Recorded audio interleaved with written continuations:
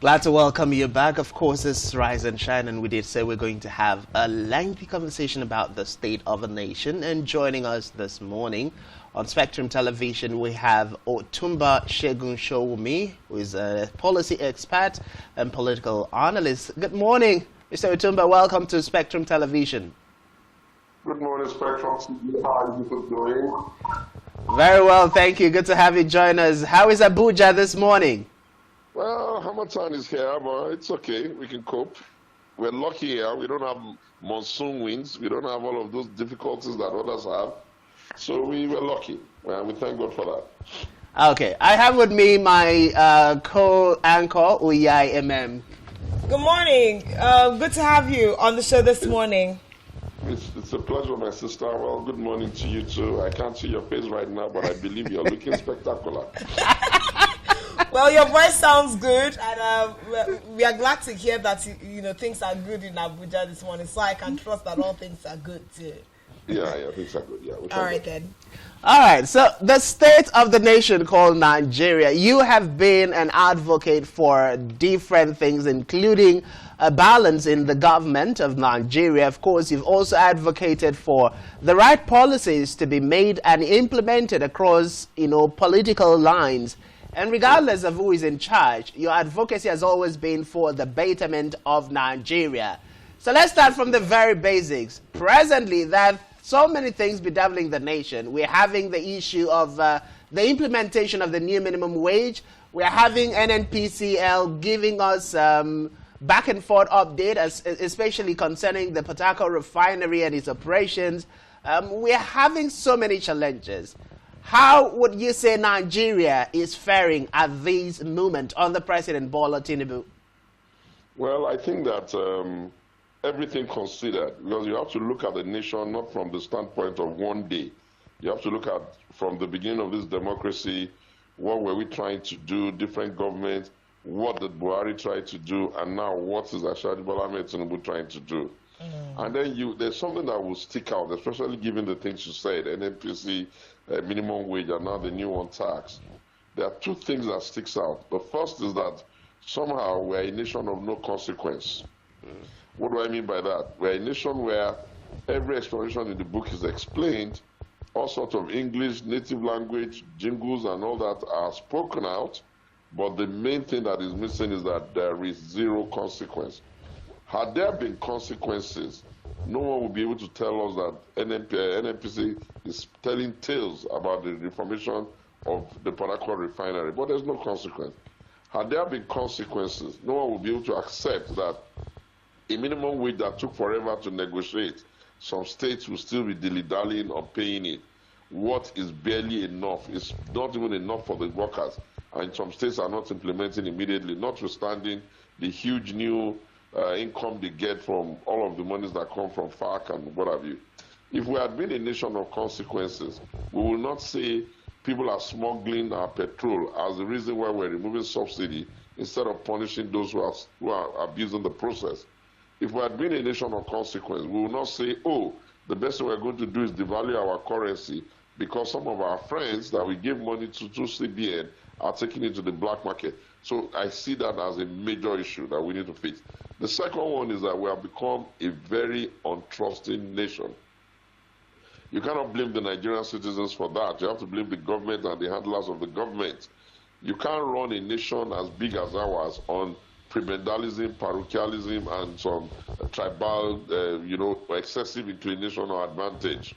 Once you do that, you're going to bring mistrust. And now you can see that there's a lot of mistrust in the system because they did not listen when I told them, and I kept screaming on them, you need to balance the appointment, you need to balance your government. Every section of the country must feel that they are equally represented as much as possible. You can't run a government that is tilted too much into your direction of your ethnic group.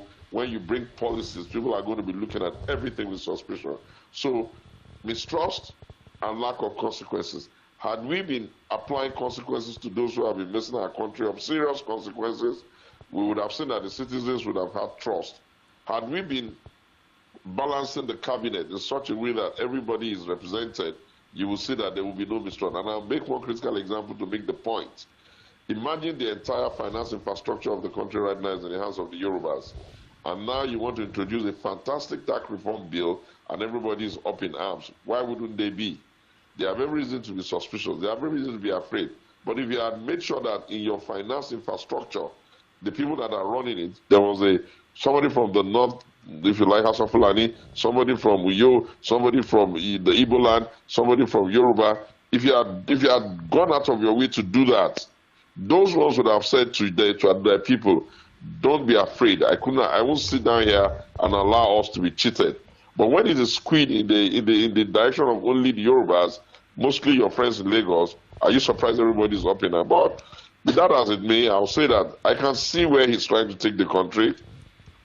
I don't have time for people who say the country should not work because they are not in government.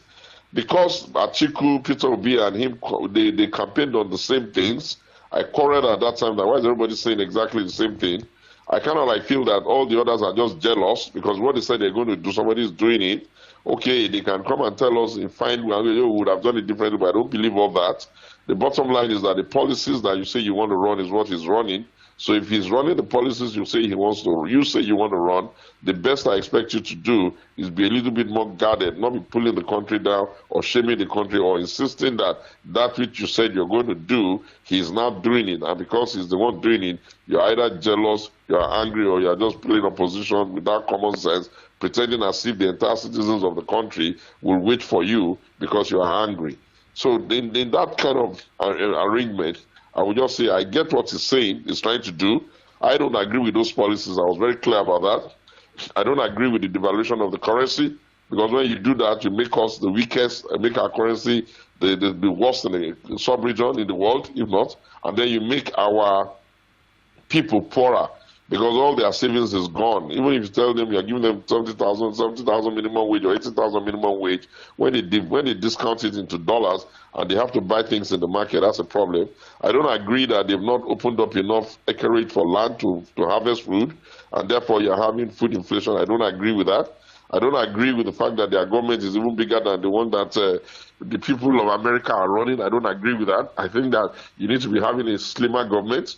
I don't agree that he needs about 20 people to be a spokesperson just because they want to tell lies to the Nigerian citizens. I don't agree with that. So there are lots of things I don't agree with, but there are things that I can see that may work. For instance, I think that this tax reform bill, if they listen to everybody's comments and accommodate as much as possible the things that make people suspicious, I think that they will be happy. And I think they should do that because you are not running a tax policy for yourself. You are running a tax policy for the whole nation. And it is essential that everybody in the nation, at least a critical number of the stakeholders in the country, will understand what your tax reform is, and then they will buy into it. Change is very difficult. People don't like change, but it doesn't matter. If it is for good, then it must be ruthlessly implemented so that we can free the country and begin to get a nation that we like. And I think that there's also evidence that the democracy itself, in terms of party administration, is failing. Because the question you ask is that why should a political party in government be struggling with itself? What did they do with their parliamentary caucus? What did they do with their inter-party caucus? What did they do with their party stakeholder meetings? So you see, like I've been suspecting, the parties are now too weak. And it is for that reason that I've started the alternative, a national opposition movement to try to see whether we can fix the political parties. Because I believe that if the political parties are fixed and they are far more disciplined, and they are far more accessible, and they are far more ideological, you will see that the government that will come out from that place will be good. It's like cooking food in a very dirty pot. It can only come out dirty. So sometimes you need to clean the vehicle, which is the political party, so that we can have quality, better people to lead the country. And at least we can be sure what they're saying, what they're promising at campaign, and what they would do when they're in government. But right now, we have reduced it to a fiefdom of only one individual, or whatever it says. So if you look at the government of the day now, it resembles Bola Ahmed Tinubu exclusively, and it shouldn't be so. A political party is supposed to bring everybody's ideas to the table so we can then run with the best ideas. Some very key issues that you have thrown up this morning, major concerns, but I'll backtrack into some of your, your position this morning. You talked about the fact that, comparatively, it looks like what everybody brought to the campaigns for the 2023 election cutting across PDP, Alhaji Atiku Abubakar, APC with Bola Ahmed Tinubu, and then the Labour Party.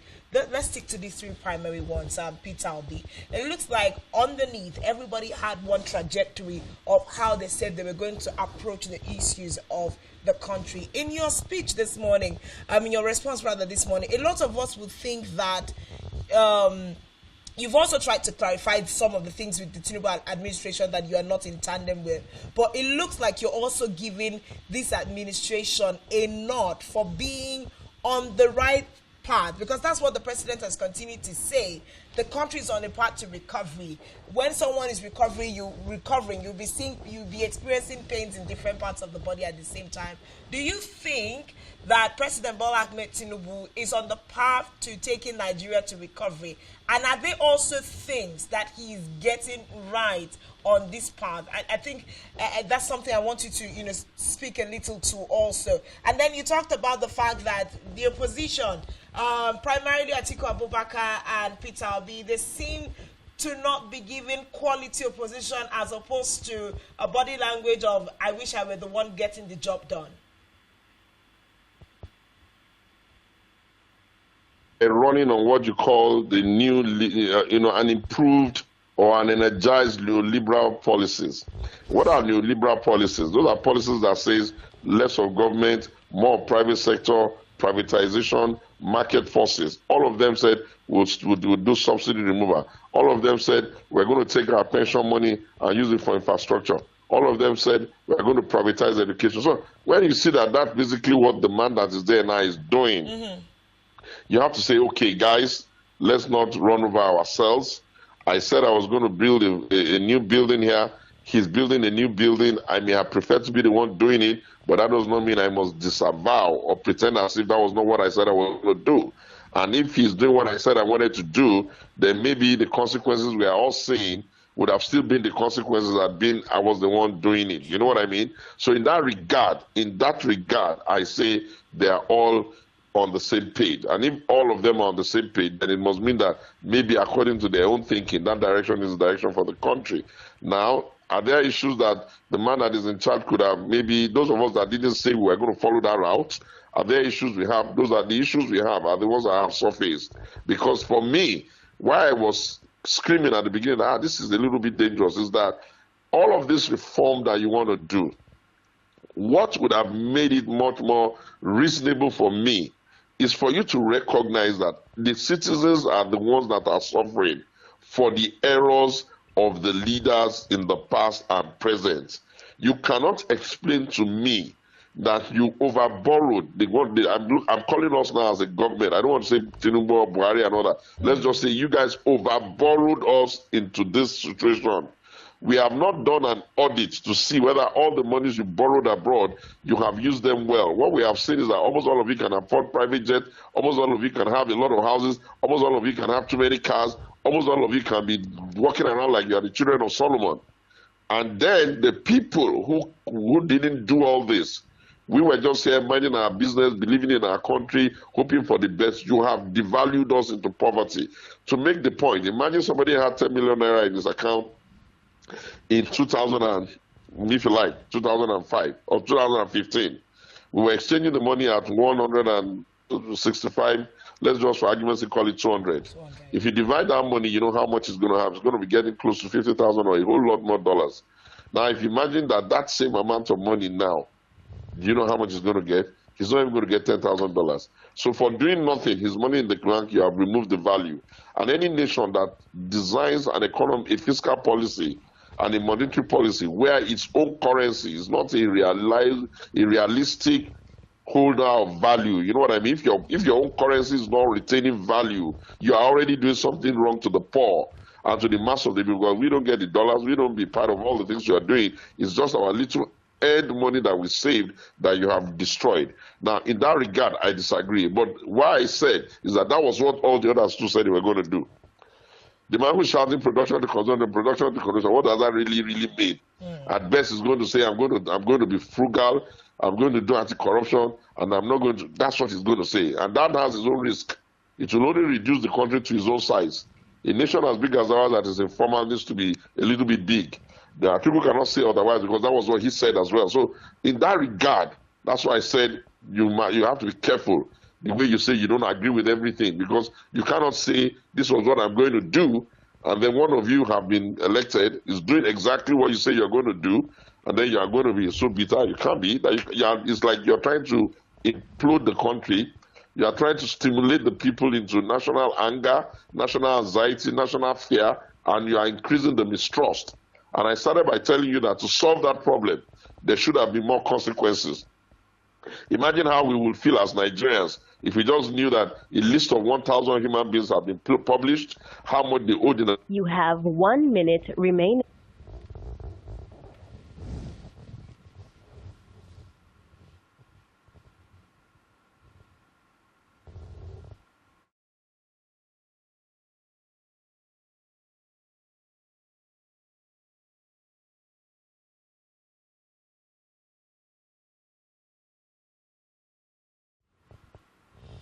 All right then, still having the conversation this morning with Mrs. Showunmi, all the way from Abuja. Of course, we're looking into the state of the nation, and several things have been thrown up this morning.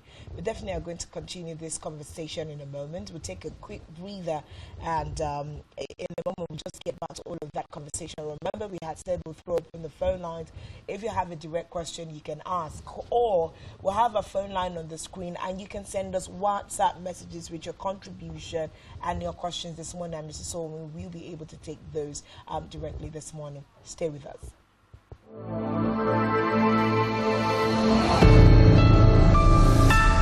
Rise and shine.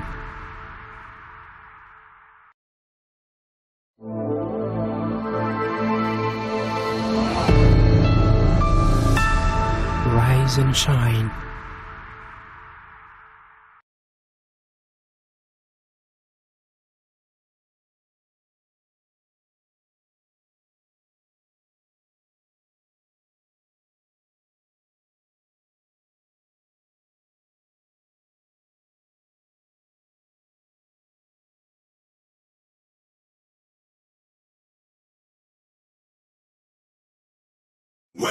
The most beautiful girl in Okwabum, MBGA 2024, is returning bigger and better. Keep up with your favorite contestants and follow their suspense-filled, highly intense and intriguing journey to getting any of the crowns and go home with a Toyota Corolla Saloon car, a deep freezer, or a 36-inch color television. As Venus Beauty Pageant brand and Federn Investments Limited, in collaboration with Okwabum State Tourism Board, brings you MBGA Housemate 2024 live on Spectrum Television from November 22nd, 2024 to December 19th, 2024. Time 7:30 to 8 p.m. daily. Don't miss out on this 30 days of drama, fun and entertainment. Grand finale December 20th, 2024 at the Boom Hall grounds. For sponsorship and partnership, please call 0806-864-1633. MBGA Housemate 2024, projecting your beauty to the world.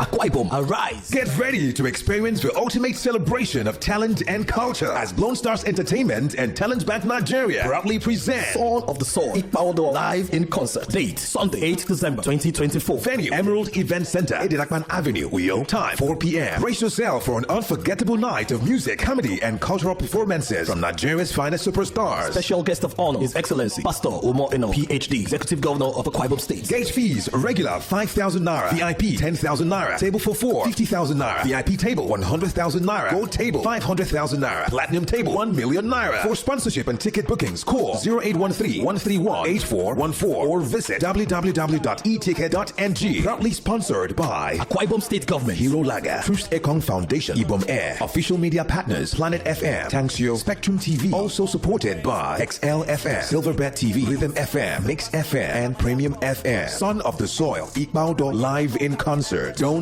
miss it.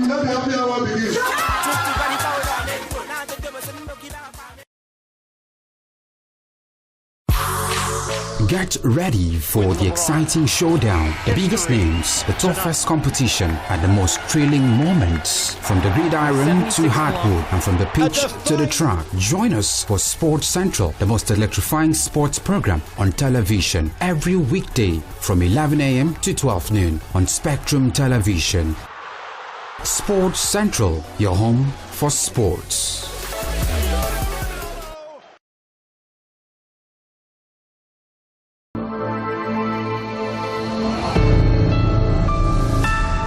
Rise and shine.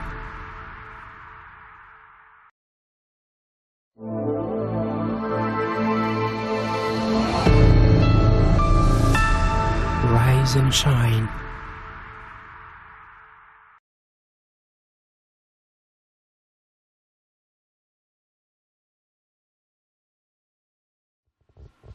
Welcome back and thanks for staying tuned. Of course, it's still the Tuesday morning conversation on Rise and Shine, and we're beaming live from Uyo, the capital city of Akwa Ibom State, Nigeria. Just before we took that necessary breather, we were talking to Otunba Segun Showunmi, who is a policy expert, but himself a former gubernatorial candidate in the 2023 elections under the People's Democratic Party for Ogun State.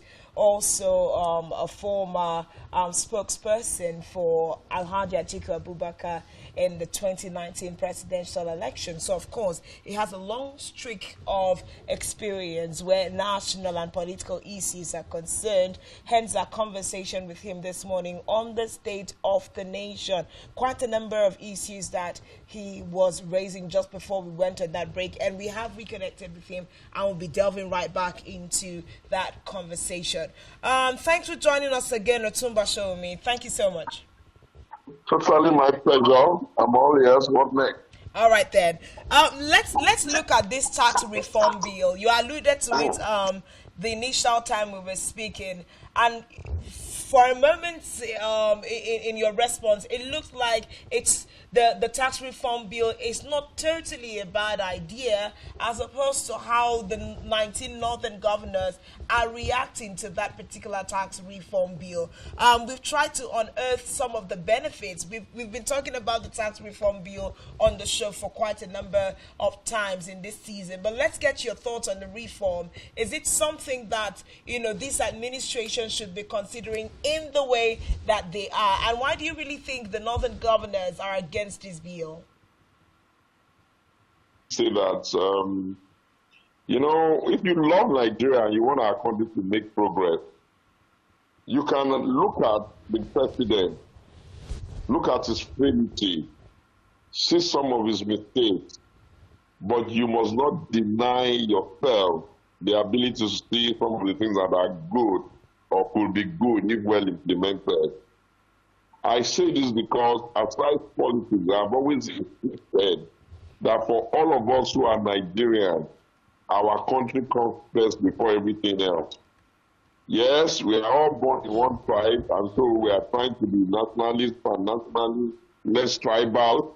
But the reality is that this country called Nigeria is the reason why all of those tribes, including the Hausa, Fulani, the Yoruba, the Efik, the Ibibio, the Igbos, everybody feels so superior to their fellows everywhere else.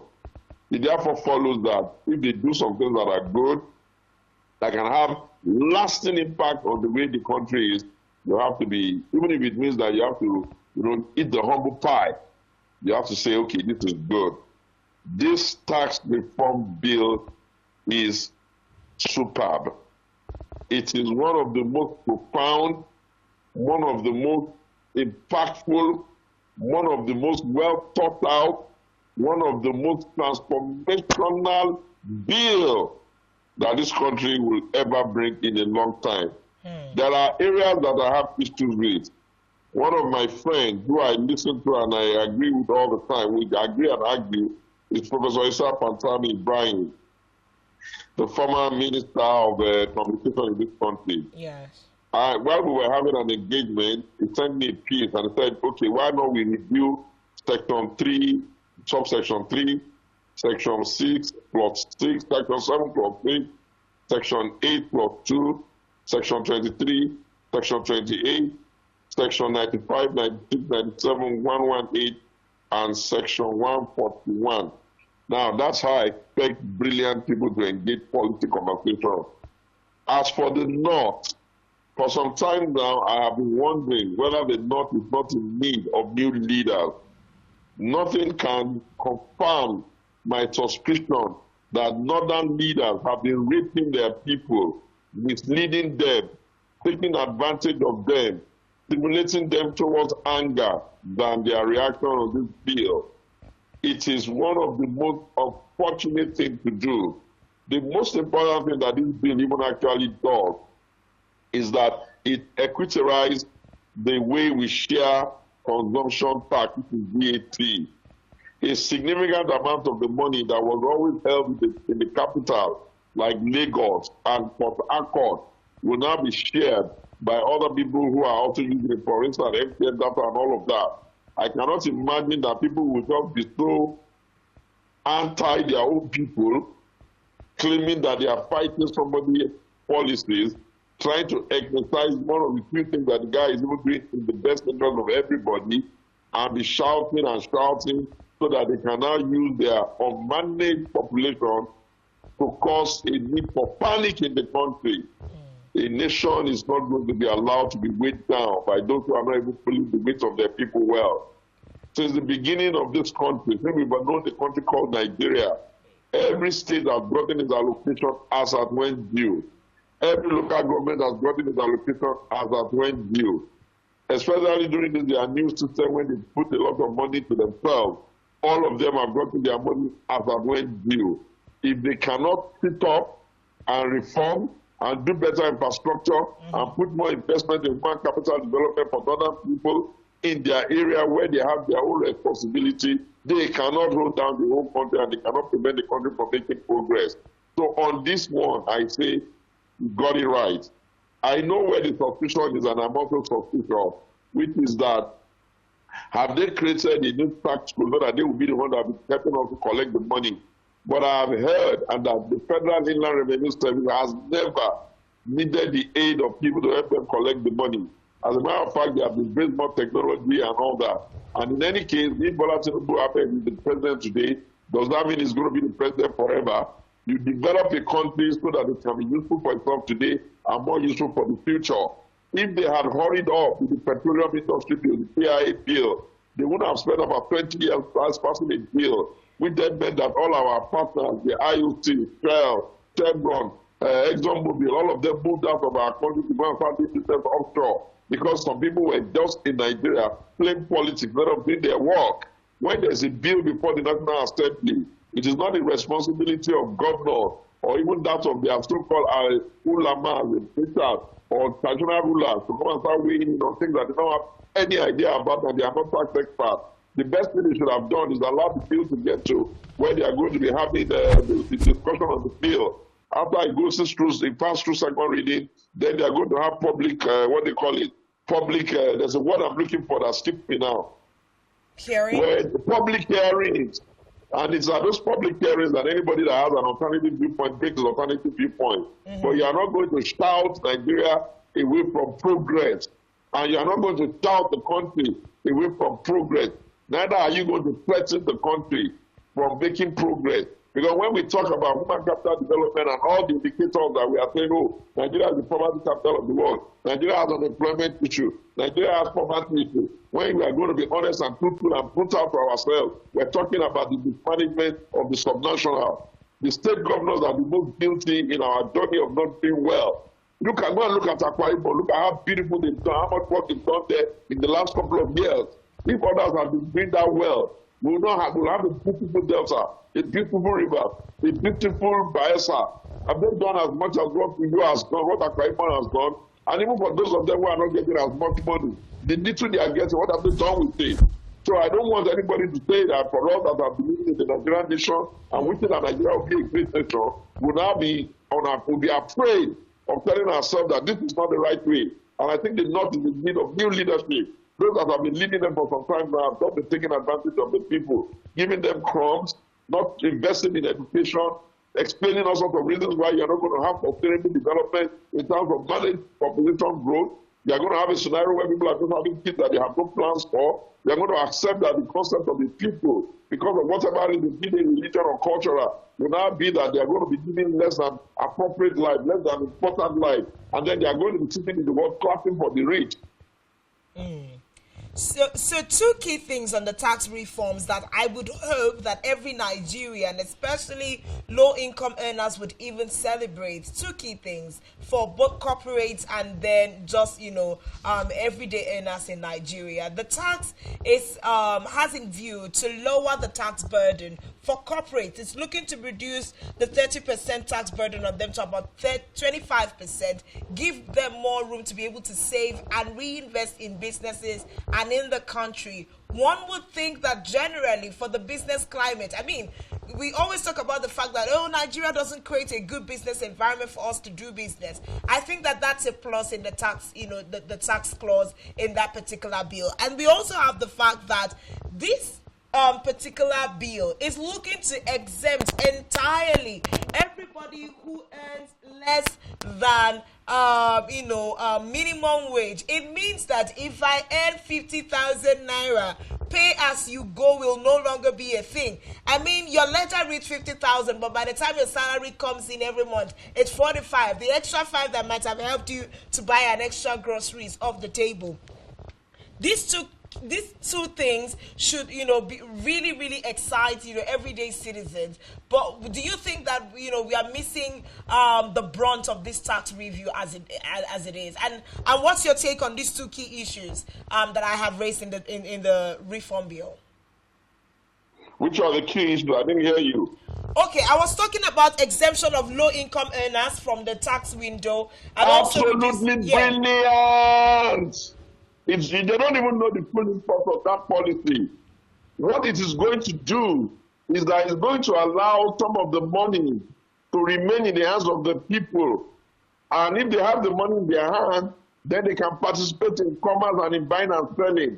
So ultimately, everybody is the winner. They will have more money in their hand. The more money they have in their hand, they're going to take it back to the market to buy things. They are going to make the sellers and so have more money. That would then make the producers of those things no, this is an extremely brilliant bill. They are going to remove those who don't have the ability to pay taxes from the tax rate. They're going to streamline the taxes. They're going to remove more than 1 million taxes where people are just jumping on top of the street and putting paper, collecting taxes, disturbing people that are selling carrots, disturbing people that are selling pure water on the road, asking them for all these tickets that they are cutting. How can any Nigerian that loves our country not be happy with that? Yeah. And then if there's going to be an opposition to it, of course, I can come up with some of the opposition, but we're not going to be opposing so that the country will be stagnant. And it gets a bit embarrassing when those who are supposed to get the biggest benefit are the ones complaining. Okay. Now, let's come down to another very critical sector that you've mentioned and highlighted in the course of a conversation this morning. The new minimum wage conversation. Right now, Nigeria, we already know that, 30,000 naira was nothing to write home about, and even the 70,000 naira benchmark that has been approved by the federal government is still not enough to even take Nigerian workers home. But as we said, we've seen the seemingly poor attitude of some state governors to implement the 70,000 naira. I'd like to feel your reaction to this, especially looking at Francis Nwifuru of Ebonyi State's reaction, which most Nigerians consider an insult to workers generally. Okay, well, I think that the thing is this. For each of the states, they are the ones that have to look at their own reality. And that's what of the reason we're wondering. There is a minimum wage for the country, national minimum wage. But should the wages of workers not be deducted at their state level and at their local government level? Because at the end of the day, you are going to pay the salaries at that level. And some of them may not even be generating enough income on their own due to their own lack of creativity and maybe the economic indicators of the country. Are you there? Can you hear me? Yes, loud and clear. Now, therefore, you say that no governor in Nigeria who has been getting the improved revenue, both for local government and for state, has a right not to pay the minimum wage because the minimum wage is even small as it is. The challenge of increasing it is that when you say you want to increase it, you meet these governors that are not even fully paid this small amount of money that you are going to say you come and carry more body. They will just end up sacking people in the civil service and sacking people in their agencies because they are just irresponsible. And that's why at the beginning of this conversation I said there are two things we need to worry about now. We need to make sure that there are strong consequences. We gave governors immunity so that they will not be distracted, but we did not give them immunity after they finished service. It has to be the rule in this country that immediately you finish serving, you go and stand with the FCC and they probe you. Because we cannot be pretending as if we don't know where our problem is. At the heart of our problem is corruption. This corruption they are talking about is enabled and engaged by the leaders. When was the last time you saw a file of federal government for you do corruption? When did I see their file before I did corruption? They will be pampering themselves. They'll be telling us all sorts of stories. They'll be borrowing us into poverty and into stress. They'll be devaluing our lives into excruciating poverty. They'll put us into inflation of food. We'll barely be able to cope. And then they'll be getting away with it. That's not how to run the nation. So any governor that has not paid minimum wage by the end of this year, which needs a second term, he must not get a second term. Citizens must take ownership of their country. They can't be treating the citizens whom they are meant to serve as if that is the admission. The citizen is number 1, number 2, number 3 to number 20 in governance. The central policy of government must be how do I better the lot of the citizen. It is not, if you cannot serve people, bloody hell, throw in the towel and resign. All right. Now let's still talk about a little bit about politics, where concerns have come in.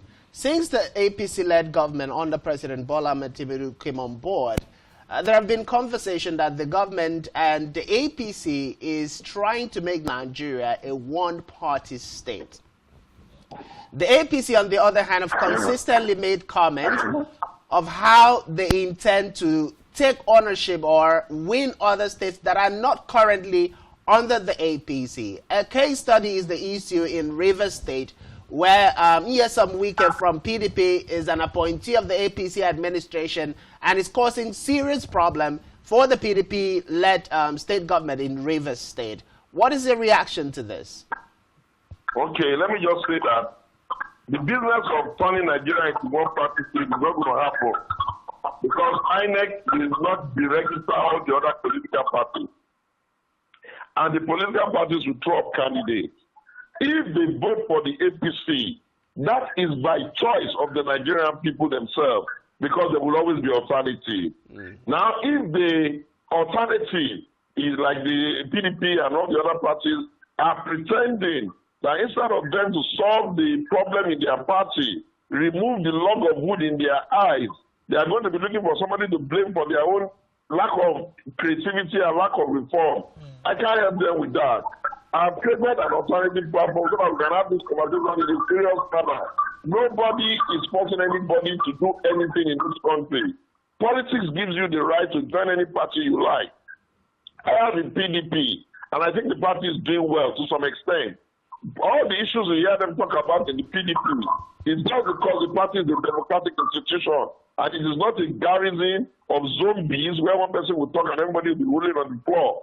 And the issue of rivers that you're talking about, well, I have said it 1 million times. The challenge in this thing is that, one, Governor Wike wrote a letter to the party to ask for permission to go and serve, and they gave him that permission. You cannot eat your cake and you cannot have it.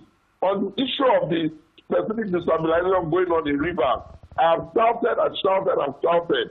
The only challenge on the table is the legal issue, which borders on what exactly the position of the law. But in terms of destabilizing the state, I don't think that any free-born river son should be happy that they are destabilizing rivers. I think we have gotten to a point where we need to say, gentlemen, problems created by human beings can be solved by human beings. You don't need to make the place of government. You don't need to be inconveniencing the governor to this extent. After all, the young man was just basically minding his business and doing his admin work when you insisted he should come and govern. Are you not going to let him govern the best way you know?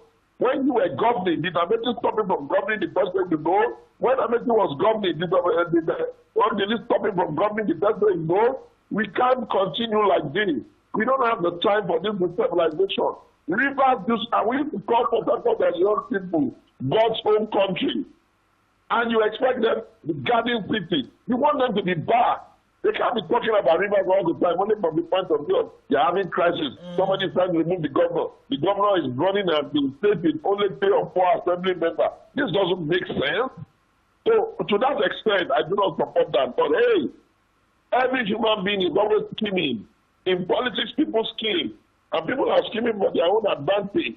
And if they are scheming, let us just pray that God Almighty will allow them to put the interest of rivers people, the ordinary rivers people in their heart, so that every man can at least endure. There's no point being a David and Goliath thing there, because at the end of the day, David will always win. And since they're looking now, people like one of the most popular persons in the country, I've attended one of the functions where he attended. Immediately they mentioned his name, the applause is always worried. Why? Because Nigerians perceive that he's been ill-treated. I think that is supposed to tell the use of wicked. And listen, take it easy. You've been favored, yeah. You were favored. You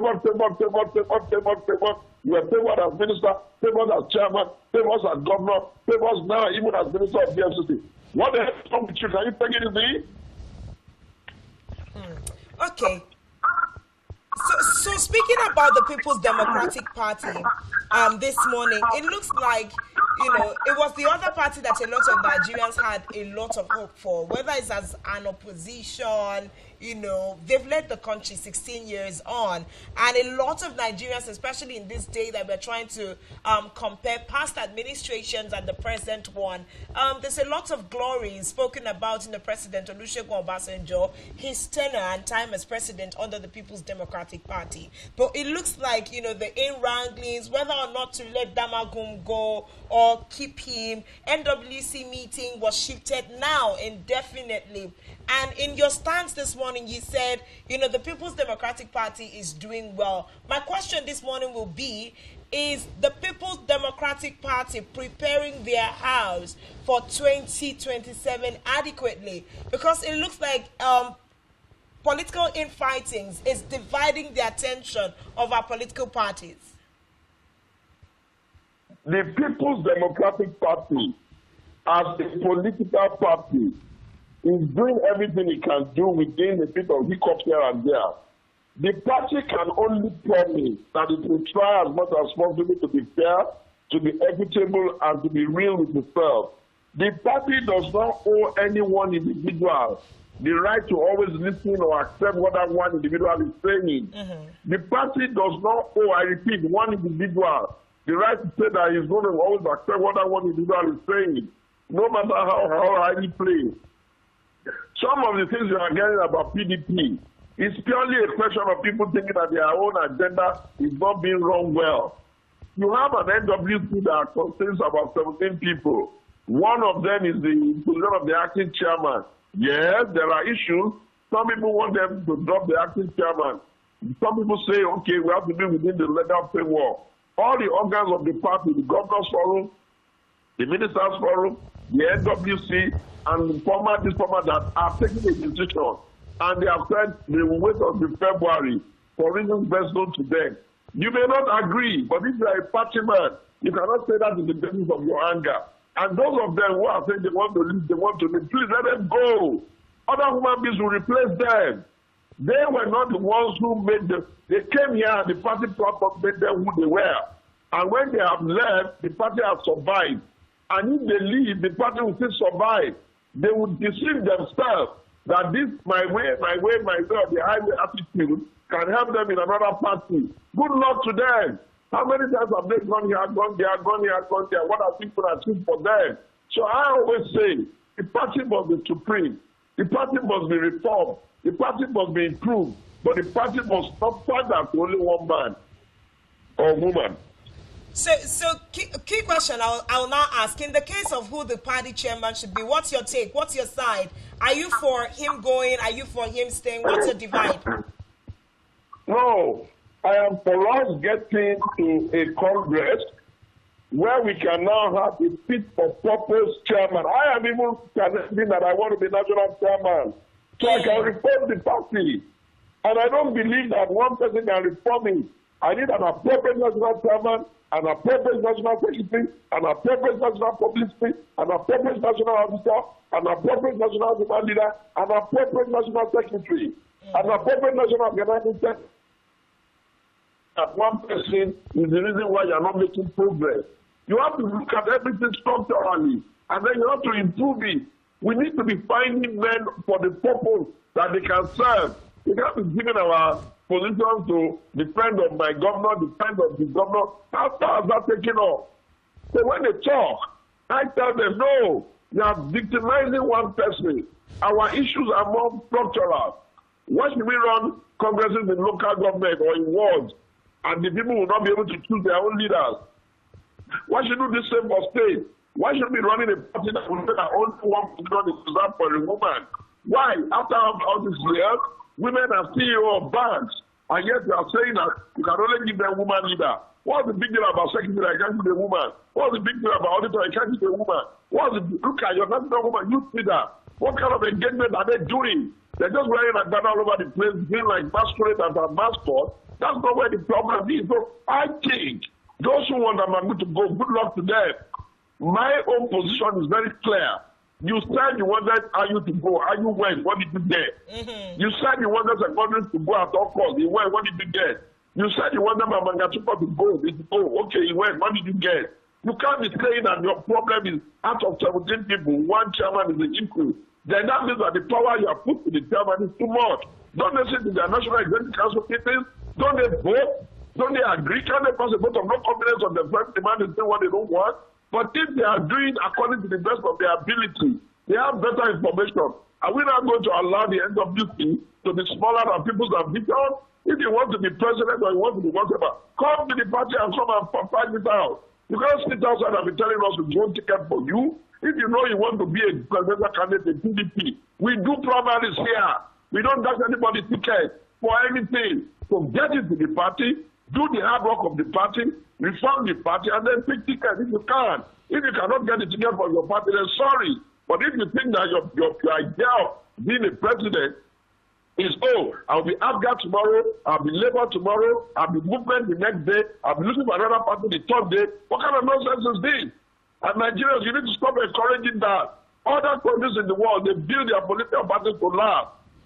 Republican, Democrat, Labour, Conservative, Christian Democratic, and all that. People must insist that political parties must be built to last. And PDP has survived for 27 years. We can't allow anybody, I repeat, anybody to help us destroy a party, a legacy party that was founded by men that were better than them. But we've seen this even play out with your presidential candidate in terms of moving from one party to the other. And his Exactly my point. Okay, so let me come to one last issue on PDP this morning. The issue of a disciplinary committee and a reconciliatory committee. Oh yeah, ask one more question and then I can go. Oh, okay. Okay, so let's just take your closing words this morning on any issue that Nigerians should pay attention to this morning before we let you go. I will just say to the Nigerian people, don't allow anybody to frustrate you from democracy.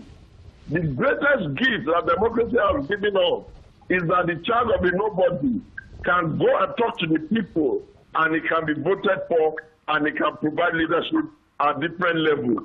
The only position in the democracy is not the president. There's a position called councillor. It's a good position to start. There's the House of Reps, there's House of Assembly, there's Senate, there's governor.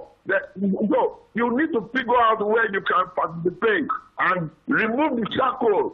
If any big man tells you he's going, quickly tell him bye-bye. Maybe he's the one that's not even aligned this to touch you. So you can go and feel his position, and then you can work from the sideline and see you become the big person that you are also meant to be. This democracy is for all of us. Political parties like join parties, join parties, join parties. Fill the numbers. The mass of the people are always more than one or two individuals.